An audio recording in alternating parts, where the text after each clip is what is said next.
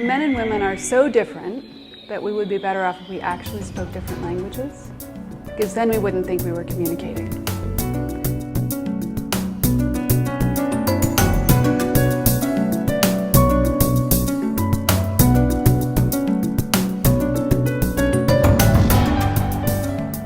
I'm Max van Praag. This is Private Matters, a TV show where we explore love, intimacy, and sexuality.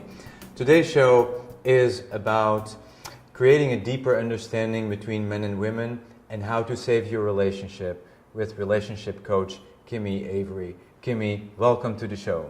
I am thrilled to be here. Thank you. It's great that you're here and you bring so much to the table, but there's like one thing that's really standing out for me in your work, and that's that you help women understand that men just want to contribute in the relationship, and many women don't get that somehow, right?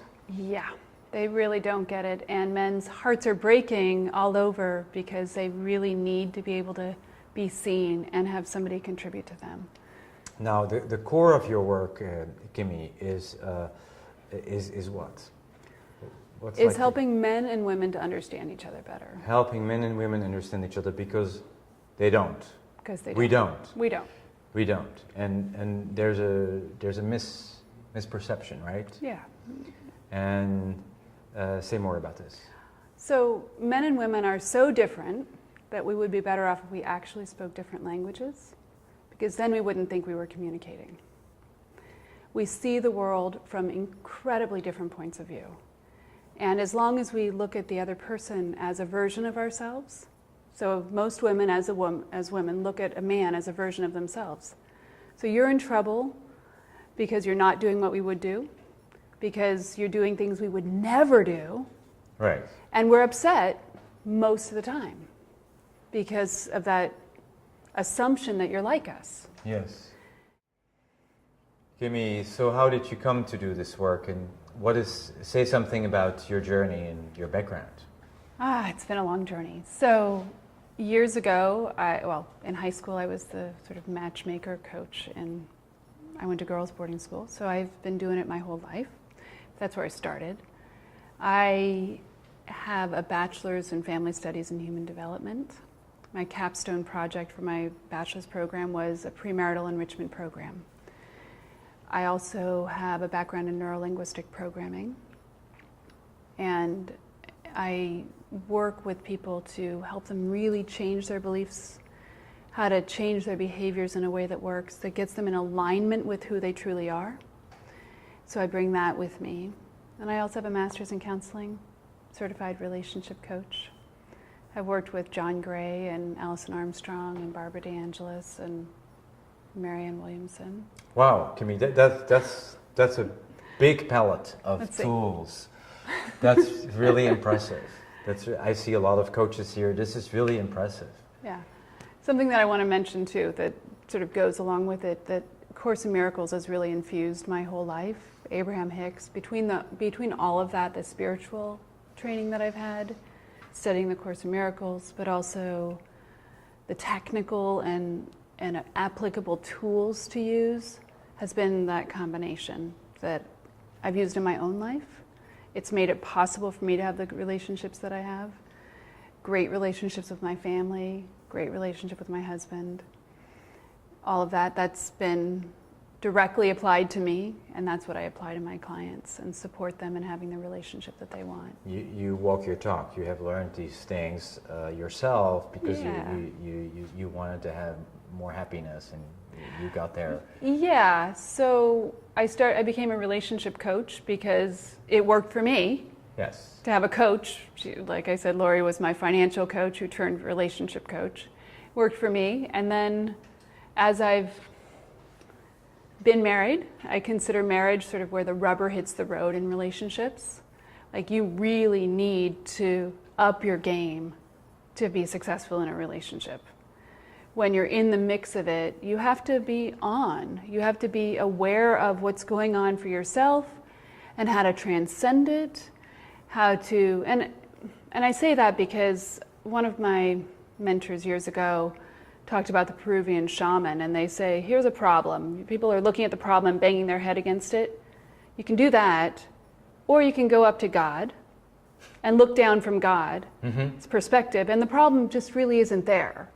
So in relationships, it's the same thing. You connect to some higher source, God, the universe,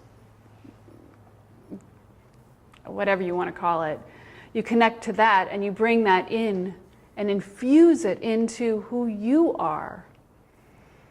Yeah. And then you can bring that into your relationship. Then you can learn the technical stuff about the men and women. And when those two pieces are married, like joined together, that makes for a great relationship. Well, it seems like a recipe, you know, something that somebody actually can really follow. Yeah. Yeah. And so you help these couples come to you on the verge of breakup, and you turn many of them around. Yeah. They don't break up. Yeah. And when I do a relationship breakthrough session, it's 90 minutes. I can talk to some. Not breakup.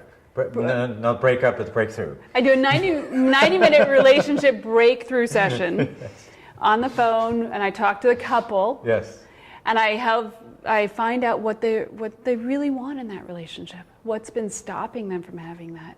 And if I really think I can help them, then I'll enroll them in the program. It's kind of an application process to see if they're a match for working with what I have to offer. Now, if they've got there's a continuum in the relationship. So there's everything's fine, we just started out, we're getting married, we're happily in love. And then things start to go bad. Yeah. And if I can get them at that place or before, which is what I love to do, because then the light bulbs go on and there's the harmony that can happen. But if they've they're in the mix of the divorce and they're busy being angry and they're busy being like my hurt feelings and they're blaming each other, that's not my client. Right. Yeah. I mean, I can't work with them because I'm not going to listen to people blame somebody else for their experience. And then there's the place a little bit after the divorce when they start to go, maybe it wasn't so bad. Maybe we could do something. And so I've had the whole spectrum. They want to get married, they get married. And usually, by the time I've interviewed them, it's just really the tools that they need to make that happen in a way that works. Then there are people who are like, the way I like to describe it is you're on the Titanic. The Titanic was a beautiful ship, but it wasn't sound. So when it hit the iceberg, it had no alternative but to go down because of the way it was built. So what I look at is building a solid ship, a ship that is unsinkable because you've got the right tools in the relationship. You're making deals that work. You're connecting with your partner. You're honoring your partners for who they are as an independent person from you. You're not getting all of your needs met in your relationship. That's actually a big mistake that people make. They expect all their needs to be met from their one partner. That's right. In reality, about 25% of I call it the 25% rule. Aim for 25%. And then you've got your friends, you've got your life, you've got your hobbies, these kinds of things you bring into the relationship to support it in thriving.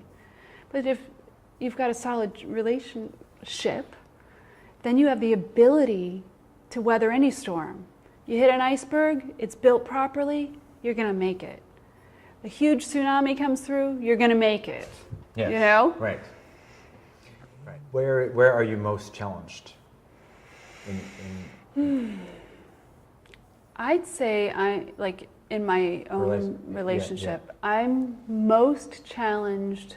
Well, I think as a relationship, we're most challenged by our time. We both have a lot of time commitments outside of the relationship. So making time to be together is one of our biggest challenges. Making time to spend that weekend away or to have a date night. Okay. That's our biggest challenge. I once met a woman at a party who was married. She said, I'm married to a great guy. And I said, well, how do you know it's a good marriage? And she said, I'll tell you how I know it's a good marriage. We've been married 3 years, and a few nights ago we came back late at night from a party.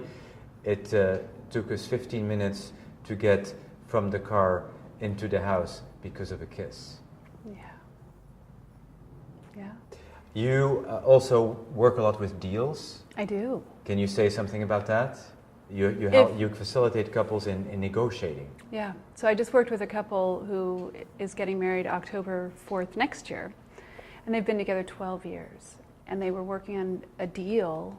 They're sort of, what would make them really happy? Both people really happy when they got married. So I'm not a wedding planner. I'm a life planner. So I help them plan their lives together. And that comes with being very, very clear about deals. And that means the woman needs to be upfront and honest about what truly would make her happy. Yes. And he needs to be upfront and Yes. honest about what would make him happy. And then you come out at the other end of that with like a win-win thumbs up experience, Yes. where both people feel like they're the cat that ate the canary. They're like, yeah, this is good. Right. I can be happy with this. Yes. And that means that I think of archetypal images. Mm-hmm. And one of them, they always go off on these journeys, and then there are images of, alchemical images. And there's Mm-hmm. these images of the man and woman together. And in a union. And that's the kind of experience you can create when you're conscious about it. And a lot of people will default into relationships. Oh, I don't want to hurt my partner's feelings, so I'll adapt, and then they're upset because they haven't been clear. I know one guy who was spent 20 years in a relationship with someone, and he never, ever knew what she truly wanted. Yeah, no, it's not good. And structure is important. Yeah. Agreements, structure, negotiation. Yeah, and being upfront about it. So I work a lot with the couples in doing that, so that they're really, really clear. We Yes. look at household chores and money, and how they're going to raise the kids, and what kinds of your parenting, and spirituality. Spirituality is huge. Yes. If you don't have a similar, and it really has to be similar. It has to be, what are we going to go to synagogue? Are we going to go to church? What kind of spiritual practice are we going to have? Can we have our own thing? Can we be joined in that? How is it going to work for us? What do we each need in order to make that work? That can be a huge thing. That can break a relationship. So this is really important, and I want everybody to listen to this. And this is maybe one of the most important shows we're doing on relationship, the misunderstanding that men actually have a desire to contribute, and they want to contribute, but women don't allow them. Either they want to be independent, they're afraid, they have all kind of reasons why they don't really allow the men to do that, or to surrender to the relationship. Well, and the first piece about it is that we don't know that men are driven and compelled to do that. Right. And they won't stick around if they're not needed. They'll go find somebody else who needs them. Why am I here with this woman? Yeah, if she doesn't want what I have to offer. Yeah. They need to be able to contribute. They need to provide, protect. It's true. When a woman always pulls back or sets more boundaries, or I need space, and why are we here? Yeah. Yeah. Yeah. And it goes. So I spent a couple months in Thailand recently with my husband. And there are lots of foreign men. And if I have to make a point, this is something huge. So I'm in Thailand with a lot of European men, a lot of American men, and they're with young Thai women. Yes. Okay. It is not because they're beautiful, which they are, a lot of young women are. It has nothing to do with that. It has to do with the fact that those women need the men. These men can contribute to them in ways that the women in Europe and the women in America don't allow. And it's not that they're just weak and pathetic, which a lot of Western women will go, oh, well, why are these women there? It's not that. It's that they receive a man's generosity. And the message that I'd love to give every woman who listens to this is, be vulnerable. Allow somebody to help make your life better. Yes. That's the message. Be vulnerable. Allow men in.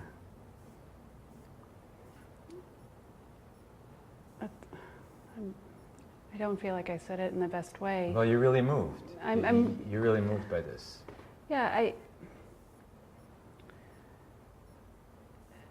I can't tell you how many times I've heard women say men are emotionally unavailable. They tend to not know what we need until we're really upset without it. So when a woman will get into a relationship, sometimes she adapts to the relationship and she goes in not getting her needs fully met. So there's a lot of clarity that I do with women to help them express what they need in a way that a man can get it. Yes. So that you get to win. Mm-hmm. You get to succeed at contribute, and I say making her happy. It's her job to make herself happy, and men see it as their job to make a woman happy. Often men will leave saying, I just can't make you happy. I can't win here. And if a woman wants her man to win, she's got to be able to provide spaces for him to do that. And part of that is her really knowing what she wants and expressing it in a way that he can get it. Yeah. So when I say there's a fine line, she can come off really demanding, and that doesn't go over very well. Mm-hmm. And she can express, hey, you know what I'd really love? What would make me really happy is if we could spend a weekend together in the next month. That would make me really happy. Instead of, honey, I need to spend some time with you. You're working too much and that doesn't work for me, and we need to spend some time together, which comes off as really demanding and creepy. How about pack your bags and get ready, we're leaving. We're going out tomorrow morning. For a woman to say that? No, for a man. It's a surprise. It's a surprise. Yeah, Surprises are nice. What are some of the main issues that people have? Not having clean deals in the relationship. Someone wants to get married, he's not sure about it. The more, like this couple actually just got married, but she came to me because she said, I've been with him 3 years, I want to get married. I told him that at the beginning, now we're living together, and now he's backing off. And the more he backed off, the more upset she got. And so we spent some time working together to get them on the same page and help her relax about it. And then he was able to come forward because he loved her, or loves her. He wanted to be married. And that made it possible for him to come forward, and then they got married. But the more tense we get without our needs met is a huge issue for men and women. The woman is not clear, notoriously not clear about what she needs. Even when we think we're being clear, the tone of voice doesn't really serve us. Well, there's also a bigger issue with all these needs, and that is that some people secretly believe that they're better off in a relationship than not in a relationship. And sometimes if there is too much pressure on the relationship to happen, it cannot unfold naturally. Yeah. So one thing to understand is, no, I'm fine, even if there's nobody in my life, then it's just time to grow and something can more naturally develop. Yeah, absolutely. And that's when I have worked with singles, and I still do work with singles. The big goal is for them to get to the place of loving their life just as they are, and being the magnet for creating the relationship that they want. That is going to get you a relationship with, I mean, there are people all over, there are over 101 million single people in the US alone. 101 million? Over 101 million single people in the US alone. A third of the population of this country is single. So wow. When people say, I can't find a great man or I can't find a great woman, really, it's that they're not open to receiving somebody.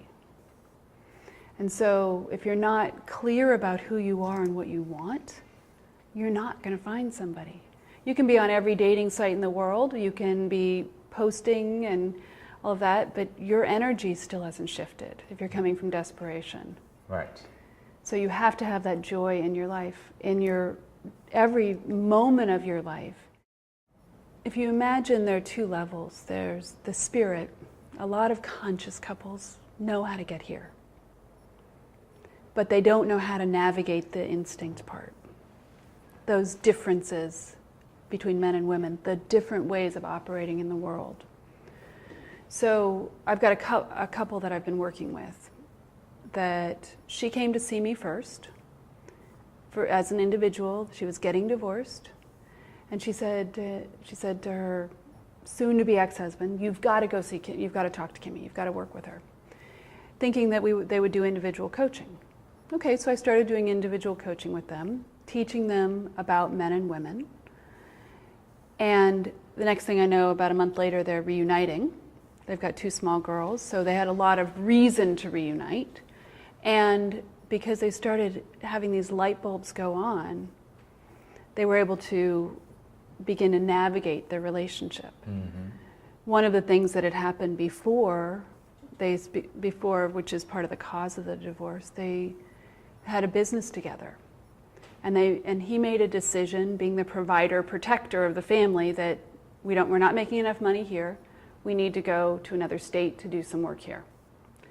He ripped her away from the family that she had and all of her community and the things that was happening. So she ends up in Texas, alone, and not having the connection with her husband at the time.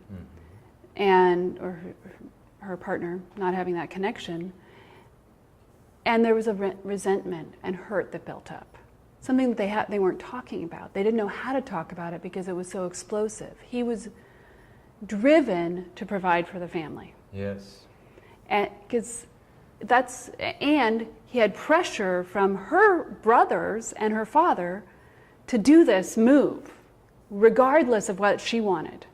So she felt betrayed, she felt alone, she felt separated from everything that meant anything to her, except for the relationship with the kids and her husband. And she was heartbroken. Not only that, they lost the business that they'd been working in that she loved. And it was a bad financial decision to move. So then he feels like a failure. And she keeps harboring it and building it up. And she doesn't know what she's saying to make it worse, because she's just trying to speak her truth. And a lot of times when women try and speak their truth, we need to drill it into you, trying to get you to get it. But his own side of it was, I've got to protect the family. Yeah. I will not be the man I'm supposed to be if I'm not doing that. I've got her father and her brother drilling it into me that you'd better protect her. She's our daughter, our sister. And so that was all sort of festering underneath. And when we cleaned it up, when he was able to see and apologize for the fact that he'd taken her away from the things that were important to her, her family, her connections. And she was able to see him as a provider. Okay. So once they began to see the other perspective, and I had to guide them through forgiveness and healing to a place where they could be on the same page. And that was the door that opened them up to moving back in together and reuniting completely. And they still have things that we're working on as we're unpacking the whole thing. But it's about communicating in a way that works with each other and being accepting of the differences, compassionate about those differences, and then appreciative of those differences. Right. And also on the chemistry level, the masculine and feminine dynamic, and how to navigate polarity. Yeah, absolutely. It's not just on the emotional and the mental, it's right. And if you don't and each one of us has a masculine and feminine within us. Yes. And then you've got the couple's dynamic. So it's not that one's wrong or one's right or whatever. It sort of doesn't serve women to be in masculine mode for a lot, because we don't get the relationships that we want, and we'll have a physical burnout over time. Burns our adrenals out. Causes us to have to, if we want to have children later in life, because our adrenals are burned out and our hormones are off. Often a lot of women need fertility programs to help them have babies because they've been in masculine driven mode. Yes. So there are a lot of reasons for a woman to step into her femininity. And one of them is the polarity of the relationship, like you mentioned. Yeah. And then health and a lot of other things. Yeah. We need to understand each other better so that we can get to the heart of the matter, which is what we want, that deep love, that spiritual connection. And if all of this is festering, we can't get there. Yeah. Kimi, we're coming to the end of the show. I really admire you and respect you and value your work. I hope many people are watching. Thank you for the impact you're making on other people. Well, thank you. And it's been great being here. And I am grateful for your show. And I'm grateful for all the good work you're doing in the world, helping to transform people's lives. This was Private Matters, where we talk about love, intimacy, and sexuality. Thank you for watching. We'll be back with more next time.